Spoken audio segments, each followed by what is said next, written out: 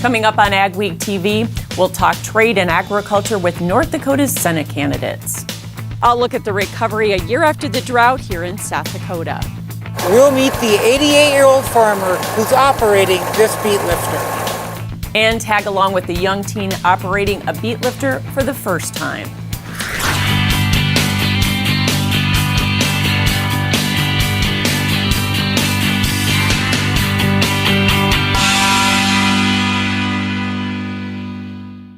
Welcome to our 200th episode of AgweekTV. I'm Michelle Ruck.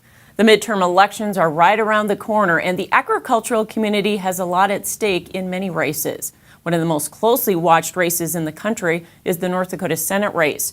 Republican Congressman Kevin Cramer is challenging Democrat Heidi Heitkamp, who has held the seat since 2012. We asked both candidates how they differ in approach to trade policy. There's no bigger difference in this race than the positions we take on what's happening right now with trade and tariffs. This trade war, I think, has the potential of devastating one of our largest cash crops, soybeans. We don't know where we're going to market the number of soybeans that we grow if we don't reestablish the Chinese market. And I don't understand why anyone who would represent North Dakota would in any way not be doing everything that they can right now to represent that soybean market and make sure that it gets reestablished as soon as possible.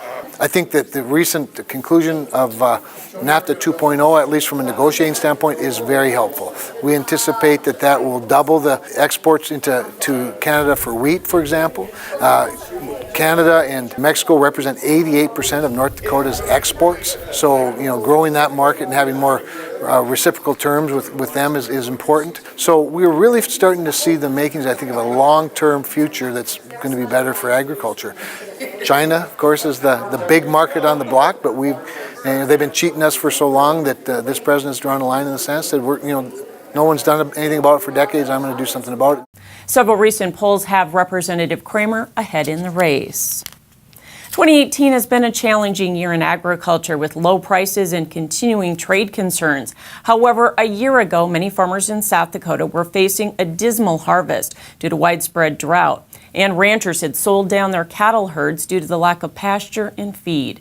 I traveled to some of those same areas plagued by drought a year later to see if they're healing.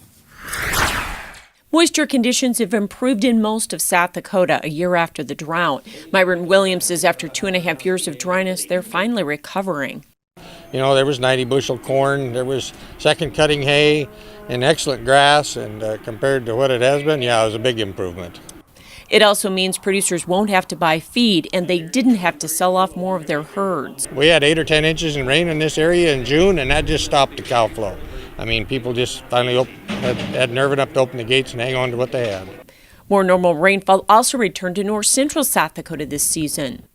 Pasture conditions were really good. We had good moisture, early in the spring, and the pastures held out real well. I know these yearling guys probably stocked their pastures a little heavier than normal.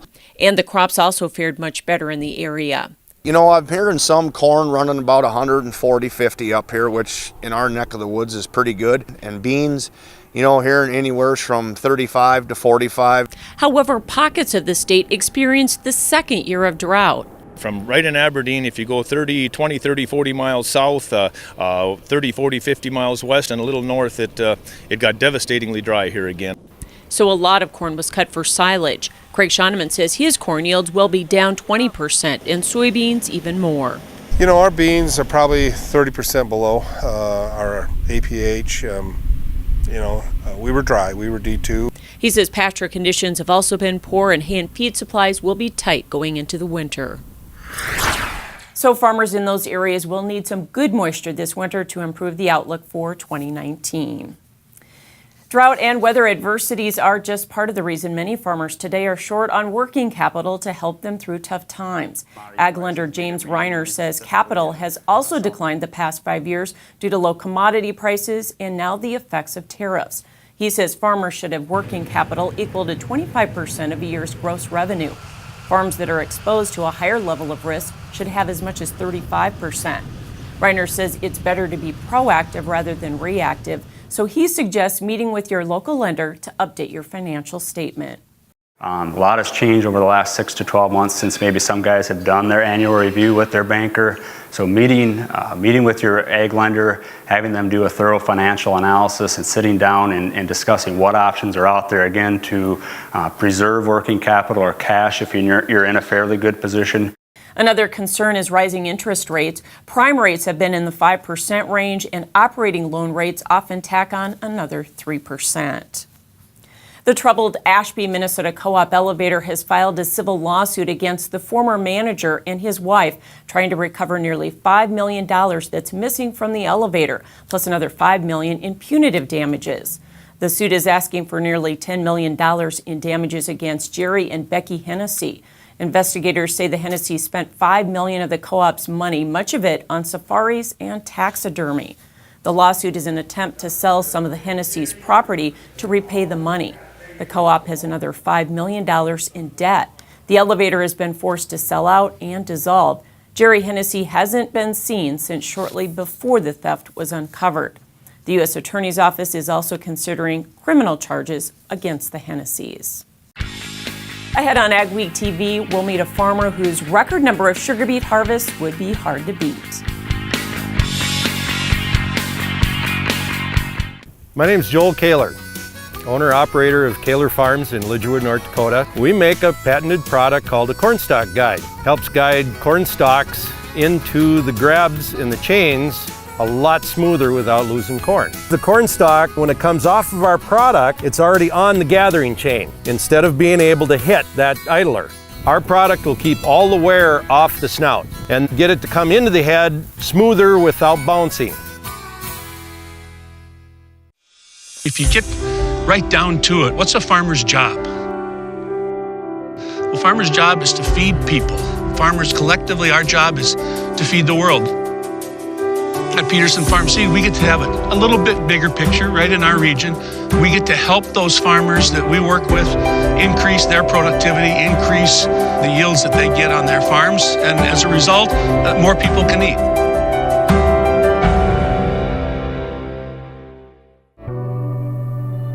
Explore the convergence of agriculture and technology at Cultivate 2018 on November 15th. Cultivate is an emerging technology in agriculture conference hosted by Emerging Prairie of Fargo. Connect with industry leaders and farmers and learn about how the latest tech innovations are being utilized in agriculture. For more information, visit emergingprairie.com. When harvest comes around, time is precious and you don't have a moment to waste. North Star Ag offers the Lofness Grain Logix Grain Bag Loader to deliver versatile grain storage performance load after load. Lofness's user-friendly grain baggers are easy to load and unload, perfect to get your harvest in the bag. North Star Ag also sells a variety of Valmar spreaders, the leader in air boom delivery, and is a full-service Meridian hopper bin dealer. Visit NorthstarAg.com to see our complete new and used equipment inventory or give us a call. When grain flow becomes blocked in your bin, it can cause costly delays, safety concerns, and expensive equipment repairs. Superior Grain Equipment's premium unloading system, featuring their patented Blockbuster auger, keeps you and your equipment running safely and efficiently by breaking up blockages near the center sump gate to allow for continuous grain flow. Operated from outside the bin, the Blockbuster could be engaged independently from the sweep, eliminating the need to enter the bin to clear blockages. Superior products for superior bins. Only available from Superior Grain Equipment. AgweekTV, presented by Kaler Farms. Sugar beet harvest is wrapping up in the region. It's a stressful time of long hours and weather delays. But for a Georgetown, Minnesota man, it's been his favorite time of the year for 7 decades. Jonathan Knutson joined Herb Dalsed for his 70th beet harvest. Harvesting sugar beets can be both satisfying and challenging. You won't find many people who've been doing it longer than Herb Dalsed. We got that hopper pretty full back there, so yeah. You just don't know how I enjoy coming out here. I mean, I can't put it in words for you, but I enjoy it. You're hoping for like 28 or 29 ton on this field? Yes. The first year I had beets, I had between 11 and 12. Yeah. At 88, Herb Dalsed has been harvesting sugar beets for 70 years. He grew up on the family farm near Georgetown, Minnesota. This is about in 59 or 60. And harvested his first beets in 1948. Apart from a break for military service, he's been doing it ever since. I was an aircraft mechanic on these here fighter jets. Sugar beet harvest can bring long, stressful days, but Herb takes them in stride. You might say it's a little stressful sitting here and doing this. Yeah. I don't mind that. You know, I don't have to look at the books anymore. Yeah, that helps. I just go out and do this thing, you know. You've been going since 2 a.m. Aren't you a little tired? Well, we kind of cheated a little bit. We come here at 4 o'clock. Oh, okay. Yeah, but I was up at 2 o'clock. Herb has seen many changes over the years. Things like bigger, better equipment and GMO seed. It was much different when he started. All hand labor. They top the beets by hand. And of course, you know, you do have ups and downs during the year of having beets or any crop, you know, but still, beets have been good. Herb retired, at least officially, in 1992, but he remains active in the farm, especially at harvest. People ask me, are you going to go for another year? A day in the tractor for him is probably one of the best things he can do. He just loves it. Just stay healthy and enjoy. If you don't enjoy anything, get away from it. That's what I said. That's how come I'm out here. Near Georgetown, this is Jonathan Knutson for AgWeek. Just a few miles away, Jonathan found a young teenager operating a beet lifter for the first time. 13-year-old Dylan Zimmerman spent a recent school break helping with the beet harvest on his family's farm. Dylan has been riding along with his dad since he was 2. He's helped with the harvest before, but never had this much responsibility.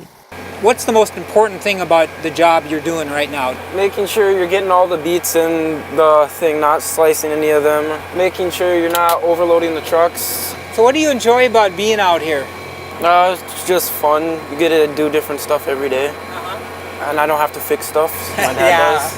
I'm just not looking forward to the part when you get older when you have to do really long hours like my dad, stay up for 24 hours some days. It's not truly about his age. It's more whether I can trust him out here, whether he's careful, whether he does what I ask and remembers what I ask, doesn't make many mistakes because he understands how it works. He's been around it for a long time.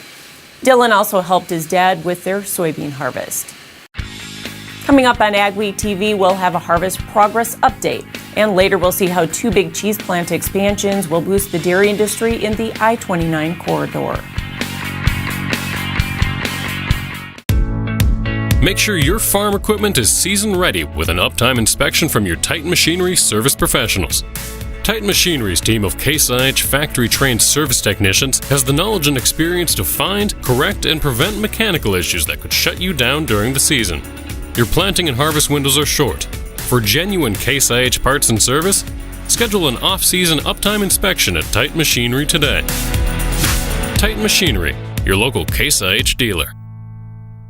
Giving farmers access to data from the elevator right in their pocket. Helping them make better decisions. No more keeping track of paper scale tickets. Innovation. It's always been a part of the farming culture. Integrating directly with elevators to give growers real-time information, all through a mobile app. Your elevator, powered by Bushel. Martinson Ag Risk Management offers a variety of crop marketing and crop insurance packages to our customers. With over 40 years of experience, our dedicated staff works hard to ensure you get the best advice on crop insurance, marketing, and risk management. Contact Randy or any of the staff at Martinson Ag Risk Management today at 701-205-4200 or visit us online at martinsonag.com. My name's Joel Kaler, owner-operator of Kaler Farms in Lidgerwood, North Dakota. We make a patented product called the Cornstalk Guide. It's made out of UHMW, ultra-high molecular weight poly, which is extremely durable. Typically what you'll see on corn heads is the idler chain in the sprocket sticks out. We attach to the side of a snout. Our product will keep all the wear off the snout and get it to come into the head smoother without bouncing. Advanced Grain Handling is your regional dealer for grain handler dryers, bins, and accessories. With Grain Handler's continuous mixed flow drying systems, you're capable of high levels of grain dryer efficiency on all types of grain, including seed grain. Advanced Grain Handling also carries West Steel's quality stainless steel products for on-farm and commercial grain storage solutions. Advanced Grain Handling has licensed and trained service techs and a licensed electrical shop. Get a hold of Chad Kylo to find the perfect solution for your farm. Prior to this week's precipitation, harvest progress had picked up substantially in the region with the recent break in the weather. U.S. corn harvest is now nearly half complete and in line with the average.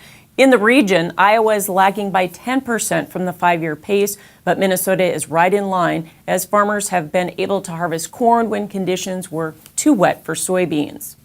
U.S. soybean harvest is still running behind schedule, though, by almost a week, or 15%, despite the break in the weather. The eastern Corn Belt states have been running ahead of normal, while the western Corn Belt is well behind. Iowa soybean harvest lags the 5-year average by 34%, and South Dakota is 36% behind normal pace. This week's Crop Stop takes us to Cavalier in northeastern North Dakota. American Crystal's beet harvest is more than 85% done after more frost delays.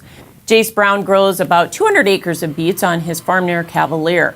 They had some frost earlier this month, but he says the beets recovered after they thawed out with no damage. He's been getting between 20 and 30 tons per acre with sugar over 18%. Surprisingly, yeah, they still hung in there. I mean, it took probably another week for them to come back, and then had a little bit of warm weather that helped out. And actually, after all the cold weather went, we were digging and they almost shut us down. The beets were getting too hot again. American Crystal Sugar's VP of Agriculture says there were a couple more frost delays this week in parts of the region. Brian Inglesrud says the beets will need time to heal before they can go into long-term storage. He says sometimes the company ships the frozen beets right to the factory instead of piling stations, but right now there are too many beets left in the field to do that. And now here's John with your harvest weather outlook for the region. Weather portion of Ag Week, going to start off looking at sea surface temperatures. The black, that's land. You can see North America. Here's the Pacific Ocean, and the red stuff is where water temperatures are warmer than average. We're looking at this burgeoning El Nino area in the tropical areas of the Pacific Ocean. That we knew was coming. What's also interesting about the Pacific Ocean is all the warm water up around the Gulf of Alaska and the Bering Sea. Where you see the white at the top of the screen, that's ice. That's already gone to ice. But just south of there, it is already much warmer than average in the Bering Sea and surrounding Alaska. How these two things will impact our winter suggests mild weather into the northern plains and much of the upper Midwest, but it's an anomaly. This is sort of out of the ordinary, and you never know exactly how these things will play out. For the moment, we're stuck in a cool weather pattern, and it will remain generally pretty cool in the northern plains. The real heat has obviously retreated quite severely, and we are going to start seeing some cold and almost near frigid weather come down into central Canada, but it's not going to make it into the U.S. I don't see any really unusually cold weather this week or next week, but it will continue to be cool over most of the upper Midwest and northern plains, and we're really starting to see that warm weather relax a bit. Now, as far as moisture goes, northern plains, upper Midwest, it looks kind of damp to wet. I don't see a lot of incredibly heavy rains, but it will be damp at times, more so further south, less so further north as far as this week goes, with a similar setup for next week. Looks like as we move into early November, we'll keep things away from there being any serious storms going on in terms of snow or heavy precipitation, but there will be some continued damp weather in the northern plains. Not quite wintry yet, more damp than wet, and no sudden start to winter foreseen. Mayo Manufacturing, your Red River Valley source for Badco.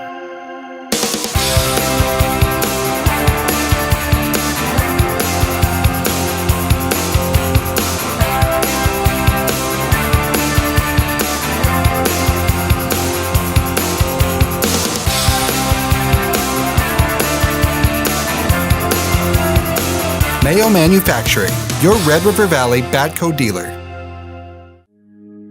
Stein Seed Company is home to one of the most prolific, highest-yielding corn and soybean breeding programs in the world. When it comes to research, yield is what matters most. With the largest private soybean breeding program in the U.S. and the industry's most aggressive corn research, Stein is in a class of its own when it comes to developing new, higher-performing seed. Choose genetics. Choose results. Give Shane Kylo a call at 701-866-9864 to learn what Stein seed can do for your operation.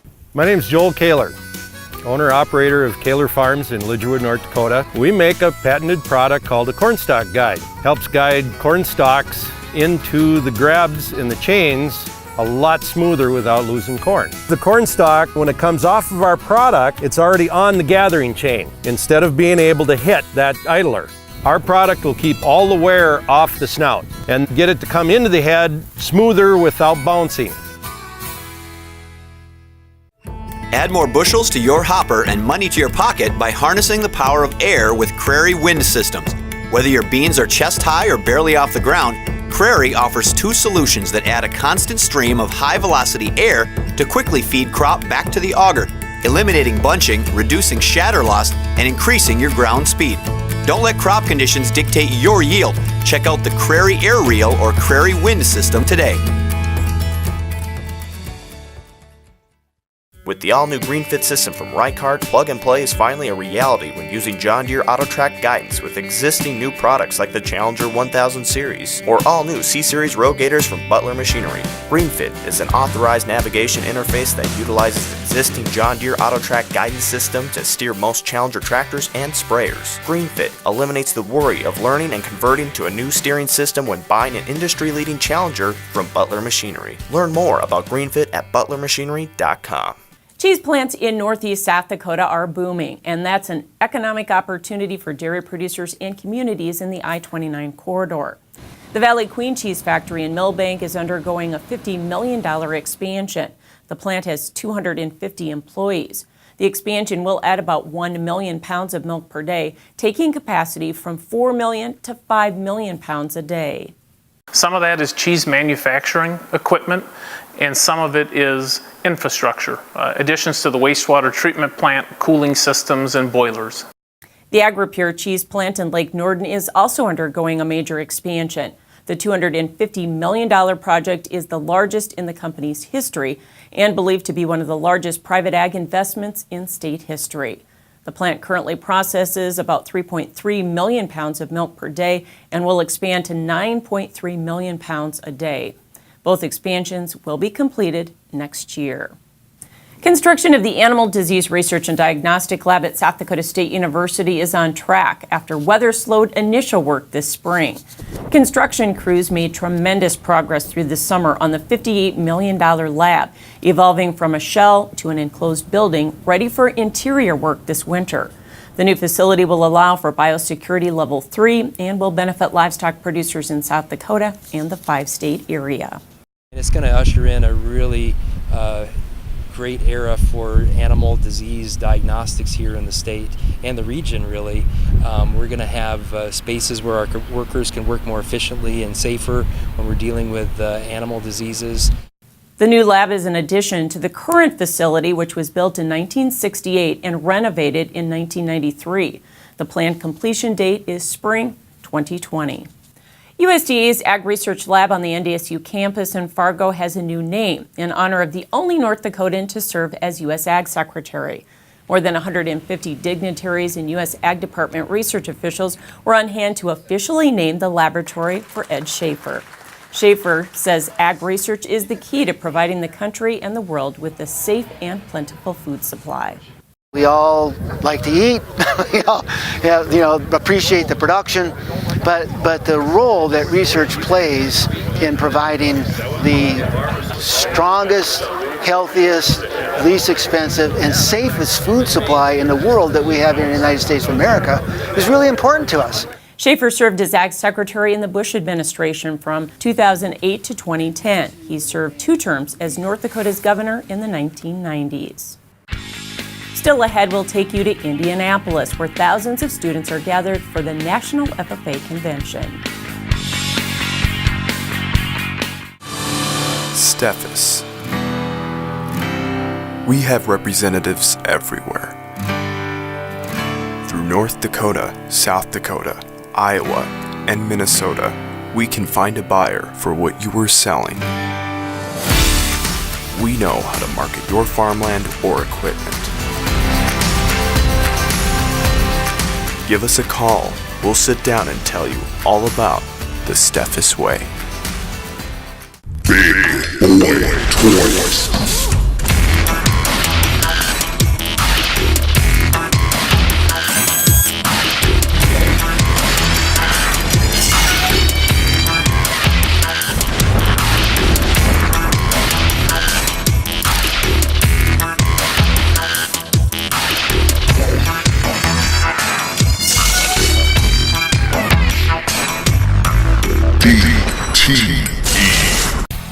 This is Dennis Beliski reminding you that the next Grand Forks Area Equipment and Truck Auction will be indoors at the Alaris Center November 26th. You have a lot of choices: live auctions, a host of online auctions, classified ads, and park by the road for sale. But few will deliver the strong equipment knowledge, fast turnaround, and best regional returns that we are known for. The auction is November 26th, and the ad deadline is October 29th. Find us at resourceauction.com or call 701-757-4015.